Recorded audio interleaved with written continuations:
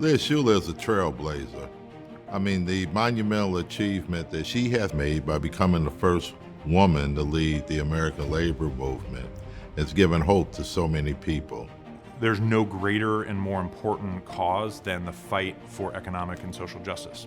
Liz is right there in the middle of it all. She's really smart, very strategic, and tough.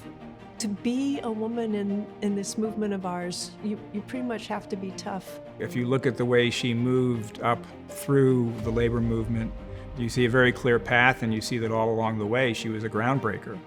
Liz Shuler is touching the lives of millions of workers across this country. Liz Shuler is the real deal.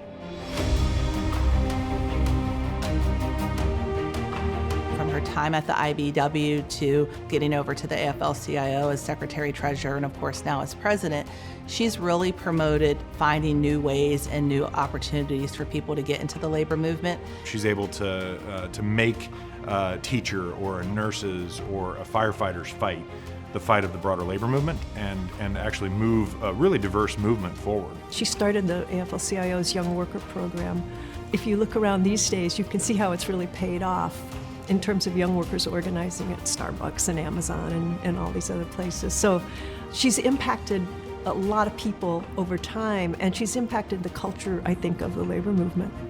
Liz is the kind of leader that we are so in need of in this country. Someone who put a metric and a goal around union organizing objectives, saying that we're going to organize 1 million members over the course of the next 10 years. There's a story about Liz when she was 11 years old, organizing the babysitters, for fair wages for babysitters, and she was 11 then. And obviously that theme, that focus has been consistent for her entire career. I'm super proud of her, and I'm really thankful to call her a friend, a mentor, and a union sister.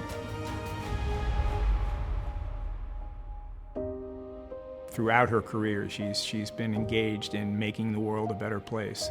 And that is kind of the DNA of the School of Journalism and Communication. And hopefully, we played a role in laying the foundation that allowed her to go on and do this work. Liz has always shown the ability to get the job done. And she attributes a lot of that tenacity and a lot of that ability to follow through with her years at the University of Oregon.